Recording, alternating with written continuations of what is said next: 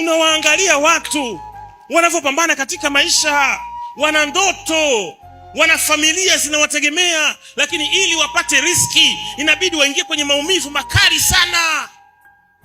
Lakini Mungu anawakumbuka siku zao zikifanyaje? Zikifika, bado gurudumu linazunguka. Sidharau mtu mimi, wala sitaki kuwa na hicho kiburi. Hata niwe vipi, hata niende wapi, utaniona hivi hivi, anajishusha, anajifanya hivi hivi, kwa sababu sisi ndo wale. Ili chakula kiliwe nyumbani lazima koroboi iwashwe, ndo sisi. Hatusahau tulipotoka. Nyumba za makuti ndo sisi. Tulimkimbiza panya, kumbe kabeba moto, tukataka kulipuka ndani, ndo sisi. Sema amina. Amen. Hatuwezi kusahau tulipotoka. Sisi ndo tulikuwa tunalala. Unalala hapo hapa, kuwa na gesi inatoka wapi?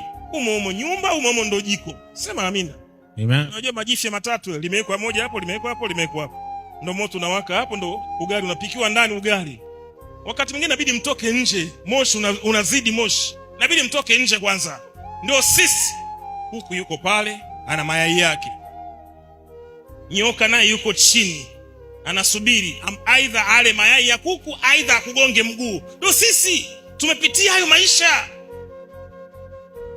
Unaamka asubuhi uvunje kuni, au uende shule, au kachunge. Unataka uende shule, unaambiwa hapana, atachunga nani hao ng'ombe? Mama anaumwa ndani, baba naye maisha hana. Kuku mnamuona kama almasi, kuku wenyewe wako wanne, mnaona kama dhahabu. Kuku akiumwa nyumba nzima mnaumwa. Mmesahau hayo maisha, watu wa Mungu. Ndio tulipotoka huko. Leo Mungu akitusaidia, hatuwezi kujifanya tunajitoa ufahamu, tunasahau tulipotoka. Tumerudishwa sana shule, mpaka mama anatamani kujiua. Unarudishwa. Hakuna kusomesha, hakuna kulipia ada. Umesahau hayo mapito. Leo Mungu anakubariki unasahau. Leo Mungu anakubariki, kiburi kinakuwa juu. Naona wewe ndo wewe, dunia yote yako.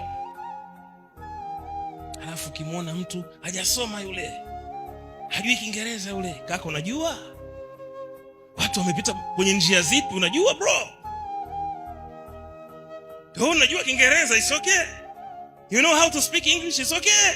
Mshukuru Mungu kwa hilo. Usimuone asiyejua Kiingereza mjinga. Usimuone. Walitamani kusoma, lakini uhaba wa walimu. Shule ilikuwa na mwalimu mmoja, walimu wawili. Unashindwa kuelewa, mwalimu mwenyewe anazidiwa. Wanafunzi 3,000, 4,000. Atamwacha yupi, amshike yupi? Watu wamepitia mazingira magumu kaka. Saa 10 ya usiku mtu anatakiwa aamke, aende kisimani. Muda huo kwenda shule masaa 2. Unafikiri uongo? Waulize watu, wewe ni wa Masaki uelewe. Mtu anatembea masaa 2 anakwenda shule. Kwa hiyo si kila ambaye hajasoma au ana elimu kama yako ukamcheka, ukamdhihaki. Duniani tupo kuvunjana moyo, hatupo kuatia moyo ambao waliumizwa katika maisha.